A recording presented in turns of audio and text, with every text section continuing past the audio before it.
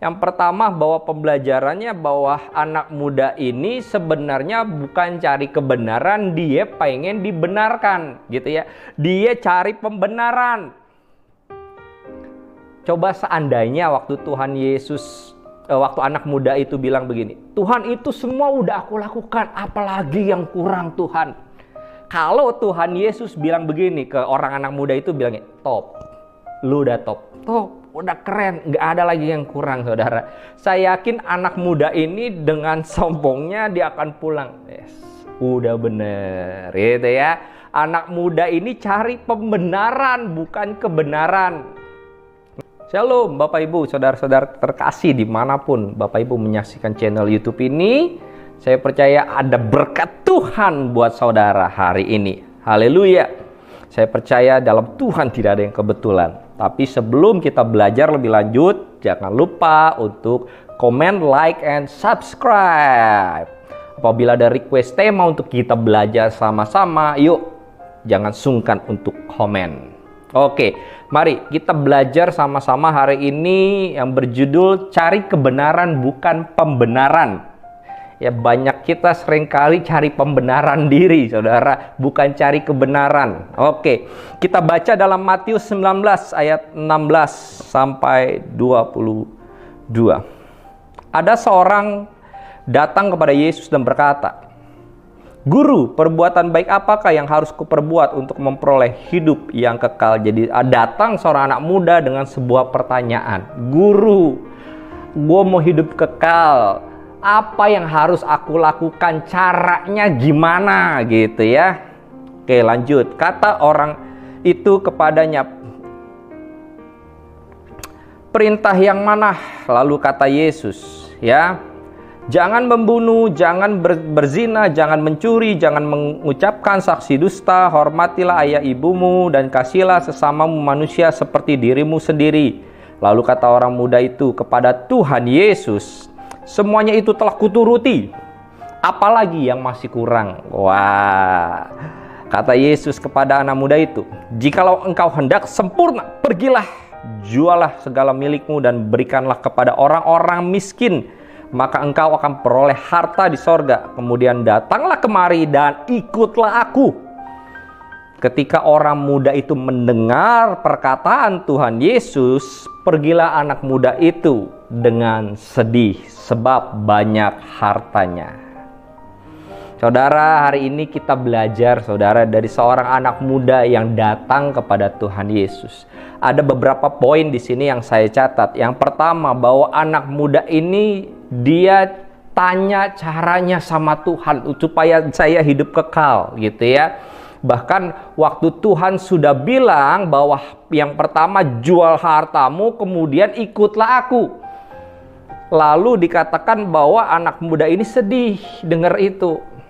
Nah, yang pertama bahwa pembelajarannya bahwa anak muda ini sebenarnya bukan cari kebenaran, dia pengen dibenarkan, gitu ya. Dia cari pembenaran. Coba seandainya waktu Tuhan Yesus, waktu anak muda itu bilang begini, Tuhan itu semua udah aku lakukan, apalagi yang kurang Tuhan.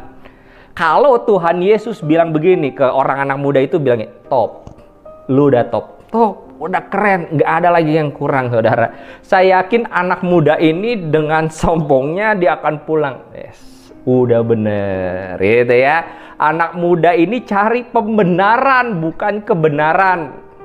Nah, seringkali kita ini hidup cari pembenaran diri. Saya percaya orang-orang yang mencari kebenaran tidak akan berhenti bertanya atau mencari pembenaran sampai kapan? Sampai dia menemukan orang yang membenarkan dia dan mengakui perbuatan dia benar. Contoh, ketika mungkin saya dengan istri berantem gitu ya, lalu saya pergi ke sebuah gereja lokal atau gereja lokal saya gitu ya, saya pergi ke wakil gembala misalkan, sebut aja si A. Saya pergi, Pak, saya cerita, tapi wakil gembala atau Pak ini tidak membenarkan perbuatan saya.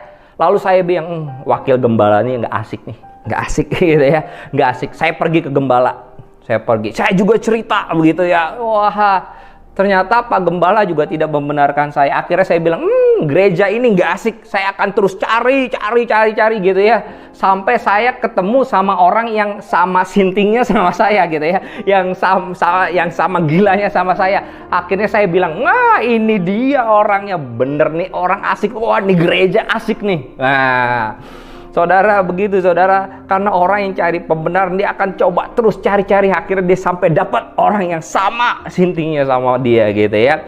Makanya saudara, kalau saya dalam melayani sebuah konseling atau saya mendengarkan sebuah cerita begitu, saya dengar dari dua sisi, karena saya percaya dari satu cerita itu harus didengar dari dua sisi ya, bukan hanya dari sisi satu. Ibarat itu mata koin, harus dilihat dari dua sisi saudara. Oke. Karena biasanya ada orang yang datang konseling, datang cerita begitu, mereka cenderungan membenarkan diri sendiri, bahkan menyalahkan pasangannya atau menyalahkan orang lain, saudara. Mungkin yang suami datang ke saya gitu, dia menyalahkan istrinya, itu istri saya yang salah. Atau anak muda yang datang cerita yang salah, orang tuanya yang salah. Nah, orang tua datang apa? Nyalahin anaknya, wah anak saya pak begini. Karena jarang orang datang gitu ya, cerita konseling untuk mengakui kesalahannya. Saya percaya, catat ini baik-baik, hanya orang yang dewasa yang berani mengakui kesalahannya, saudara. Ya, saya percaya orang yang dewasa dia akan berani. Ya, saya salah, saudara. Saya jadi teringat peristiwa Adam dan Hawa. Waktu Adam jatuh ke dalam dosa, ditanya sama Tuhan, Adam, di manakah engkau? Adam apakah langsung berespon, iya saya salah Tuhan, ampun Tuhan? Enggak, yang dilakukan Adam ngapain? Nyalain Hawa. Itu perempuan yang ketempatkan, bahkan dia nyalain Tuhan. Hawa ditanya, dinyalain siapa? Nyalain si ulal, si jahat. Untung si jahat ini memang dia udah bersalah, saudara, dia gak nyalain siapa-siapa ya. Nah, kalau kita hidup dalam saling menyalahkan, membenarkan diri sendiri, kita bawa-bawa dosa Taman Eden dalam rumah kita, keluarga kita, gereja kita, saudara. Hari ini yuk kita belajar sama-sama, kita cari kebenaran bukan pembenaran diri. Sama seperti anak muda ini datang, dia sebenarnya pengen dibenarkan sama Tuhan. Padahal Tuhan sudah tunjukkan kebenaran itu apa? Yuk, mari datang ikut aku, jual hartamu gitu. Saya percaya juga Tuhan Yesus bukannya pengen kita hidup miskin, enggak saudara ya. Tapi karena di situ sikap hatinya anak muda itu terhadap harta. Waktu Tuhan bilang mari ikut aku, artinya gini, yuk punya hubungan sama aku, punya relationship sama aku, yuk. Inilah kebenaran itu untuk kita memperoleh keselamatan, saudara. Karena saya percaya bahwa keselamatan di bawah kolong bumi ini, di bawah kolong langit ini tidak ada satu pun, hanya melalui Tuhan Yesus, saudara. Bahkan anak muda ini, waktu Tuhan katakan mari ikut aku, jual hartamu, dikatakan dalam Alkitab bahwa anak muda ini pergi dengan sedih. Artinya waktu anak muda ini dengar perkataan Tuhan Yesus, dia sedih. Artinya gini, anak muda ini hanya mau dengar apa yang dia ingin dengar. Sekali lagi, anak muda ini hanya mau dengar dari apa yang dia ingin dengar. Saya mau katakan gini, kalau kita hanya mau dengar dari apa yang kita ingin dengar, kita tidak akan mengalami perubahan, saudara. Kita hanya mau dengar apa yang manis-manis di telinga kita gitu, saudara ya. Wah, kita mungkin waktu kita sekali lagi mungkin kita lagi konflik dengan, contoh lagi saya dengan istri gitu ya. Waktu saya datang sebuah seminar atau mungkin sebuah khotbah ibadah gitu ya. Ketika mungkin pendetanya begitu ya, dia tidak membenarkan saya gitu ya, saya akan bilang nih pendeta nggak asik nih, udah pindah gereja aja, cari tempat lain. Tapi ketika pendeta ini membenarkan saya dan menyalahkan istri, saya akan bilang, tuh dengar khotbahnya bagus nih. Ya gitu ya. Karena percayalah, kita tidak bisa mengalami perubahan dalam hidup kita kalau kita hanya mau denger apa yang kita mau denger aja. Kita nggak mau denger teguran, kita nggak mau denger kebenaran. Seringkali kan kita waktu ditegur orang, wah kita nggak terima, kita tersinggung. Padahal teguran itu adalah kebenaran firman Tuhan yang disampaikan orang itu. Hari ini kita belajar yuk. Jangan hanya mau dengar apa yang kita ingin dengar aja. Walaupun mungkin itu bentuknya teguran, tapi kalau itu firman Tuhan, saya mau kata gini, terima dengan sikap hati yang terbuka, saudara. Karena saya percaya ketika kita terima dengan sikap hati yang terbuka, maka hidup kita akan mengalami sebuah perubahan.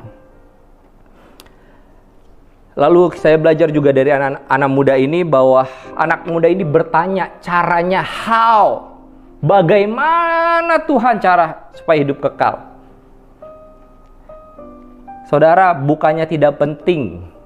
Mungkin Anda gini, pergi ke gereja, Anda tanya, Anda pengen caranya hidup bersukses, caranya diberkati, saudara, gitu ya. Itu bukan yang nggak penting, tapi ada satu hal yang paling penting. Tuhan Yesus bilang apa? Mari ikutlah aku.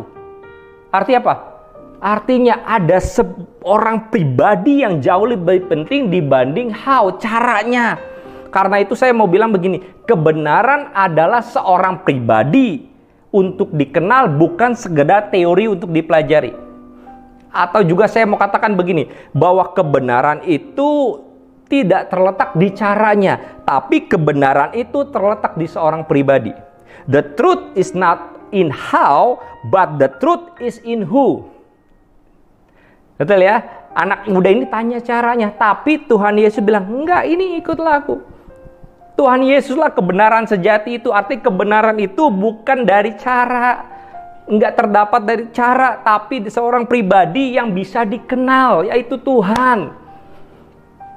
Sekali lagi, bukannya nggak penting. Wah, 5 cara menghasilkan kehidupan bahagia, 5 cara menemukan pasangan hidup, 5 cara diberkati. Enggak, tapi ada yang lebih penting. Yuk bangun hubungan kita sama kebenaran sejati itu.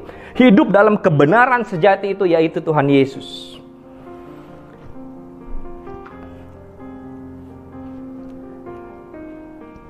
Yuk cari wajahnya Tuhan, bukan sekedar tangannya Tuhan, saudara. Waktu Anda datang minta pertolongan Tuhan itu bagus, tapi jangan hanya sekedar cari pertolongan, tapi cari pribadinya, saudara. Cari bukan hanya berkatnya, tapi cari sumbernya. Kebenaran yang sejati yaitu Tuhan, saudara.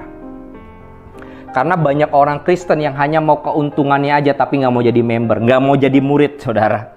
Contoh gitu ya, kalau misalkan ikut nge-gym gitu ya, wah, kalau kita jadi member akan banyak keuntungannya gitu. Wah, dapat personal trainer gitu ya. Wah, banyak keuntungannya. Tapi waktu kita bilang enggak, saya cuma mau keuntungannya, saya nggak mau jadi member. Kira-kira bisa nggak, saudara? Nggak bisa, saudara ya. Saya punya pengalaman khusus, saudara. Ini pribadi, waktu saya parkir motor. Saya biasa kalau kerja di Sentul, saya parkir motor dulu di Cawang, lalu naik bis kantor dari Cawang ke Bogor Sentul. Saya titip motor, saudara. Pernah ditawari sama orang situ, dikatakan, Mas, jadi member aja langganan, ini keuntungannya ini. Lalu saya bilang, wah, enggak lah Mas, makasih. Emang keuntungannya apa sih? Wah, ini aja. Wah, saya tertarik dengan keuntungan. Lalu saya bilang, boleh nggak? Saya nggak mau jadi member, tapi keuntungannya, wah, nggak bisa Mas, gitu kan. Ya udah, akhirnya saya nggak member. Suatu hari tempat parkiran motor itu, titipan motor lagi direnovasi. Jadi tidak bisa muat banyak motor. Saya datang, tiba-tiba dipegat sama orang. Mas, tunggu Mas, mau kemana? Mau masuk, mau parkir. Lalu dia bilang, sorry Mas, ini cuma buat member. Kenapa? Karena lagi direnov, tempatnya cuma sedikit. Waduh, akhirnya saudara, saya harus cari tempat penitipan motor lain. Puji Tuhan saya nggak terlambat waktu itu. Ya, saudara, banyak orang Kristen yang hanya mau keuntungannya aja, bukan mau jadi member. Nah, hari ini yuk jadi member dulu, jadi murid dulu, siap untuk belajar tentang kebenaran, siap diajar oleh Tuhan Yesus, hidup dalam kebenaran, saudara. Saya percaya berkat-berkat itu akan mengikuti, keuntungan itu akan mengikuti. Haleluya. Oke. Saya percaya orang yang cari kebenaran itu akan diberkati Tuhan. Firman Tuhan Yesaya 32:17, di mana ada kebenaran, di situ akan tumbuh damai sejahtera. Dan akibat kebenaran ialah ketenangan dan ketentraman untuk selama-lamanya. Haleluya. Artinya damai sejahtera, ketenangan, ketentraman itu buahnya, hasilnya ketika kita hidup dalam kebenaran, maka kita bisa merasakan damai sejahtera, ketenangan, ketentraman, saudara. Benihnya kebenaran, buahnya damai sejahtera, ketenangan dan ketentraman. Hari-hari ini cek yuk, mungkin hidup kita lebih banyak khawatirnya, takutnya saudara. Mungkin hidup kita nggak damai sejahtera, mungkin hidup kita tidak dalam kebenaran. Saya percaya orang yang hidup dalam kebenaran, dia akan mengalami damai sejahtera. Seperti sungai yang tidak pernah kering. Haleluya saudara. Nah hari ini saya mau ajak kita mau belajar sekali lagi, yuk cari kebenaran bukan pembenaran. Biar kiranya ini memberkati. Sampai jumpa di pelajaran-pelajaran kita berikutnya. Haleluya, Tuhan Yesus memberkati.